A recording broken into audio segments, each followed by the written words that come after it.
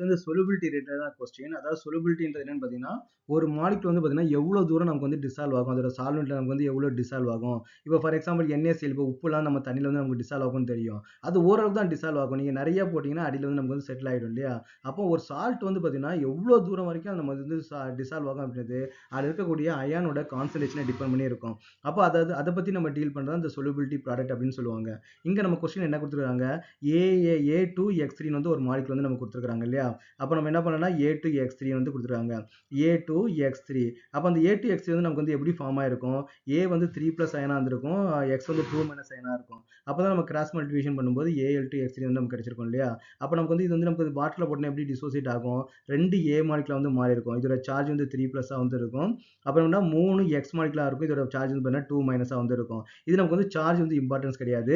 இங்க number of ions தான் நமக்கு வந்து வெரி வெரி இம்பார்ட்டன்ட். ஓகே, அப்போ இதுக்கு solubility ப்ராடக்ட் நமக்கு வந்து என்ன ஃபார்முலா கொடுக்குறாங்க அப்படின்னு வந்து பார்த்தீங்கன்னா, அப்போ வந்து இது வந்து S இதோட கான்சன்ட்ரேஷன் Aவோட கான்சன்ட்ரேஷன், அதாவது அந்த அயனோட கான்சன்ட்ரேஷன் நீங்க S ன்னு எடுத்துக்கிட்டீங்க அப்படின்னா, அப்போ 2S the whole power 2 வந்து வரும் into 3S the whole power 3 வந்து நமக்கு வந்து வரும். அதில் எத்தனை அயான்ஸ் வந்து இருக்குதோ அது நமக்கு வந்து பவர்லையும் வரும். அட் சேம் டைம்ஸ் வந்து கோஎஃபிஷியன்ட்டாகவும் நமக்கு வந்து வரும்.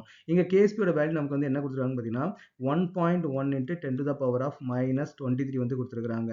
அப்போ இதை சிம்பிளிஃபை பண்ண நமக்கு என்ன வரும், 4S⁻2 வந்து நமக்கு வந்து வரும். இதை 3/3 நம்ம வரும், 3 3s are 9, 9 3s are என்ன வருது 27, 27 S பவர் நமக்கு என்ன வருது 3 வந்து வருது. அப்போ 1.1 into 10⁻⁻23 which is equal to 108S power நமக்கு வந்து என்ன வருது 5 வந்து வருது.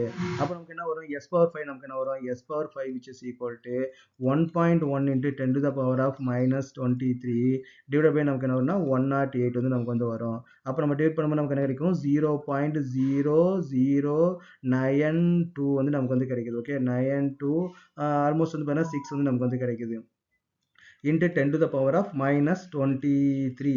இதை நம்ம எப்படி நம்ம எழுதலாம்னு பார்த்தீங்கன்னா 0. எழுதலாமா, இல்லை 0.992 போட்டுக்கலாம், 926 into 10⁻⁻25 வந்து வருது. இது 0.92 நம்ம வந்து ஆல்மோஸ்ட் வந்து நம்ம 1 வந்து எடுத்துப்போம். அப்போ எஸ்ஸோட வேல்யூ கண்டுபிடிக்கிறது நமக்கு வந்து ஈஸியாக வந்து இருக்கும் 25. அப்போ நமக்கு எஸ் என்ன வரும் அப்படின்னு பார்த்தீங்கன்னா 1 தான் இல்லையா, 1 into 10⁻⁻25 the whole பவர் வந்து 1/5 வந்து நமக்கு வந்து வரும். 1/5 வந்து வரும்.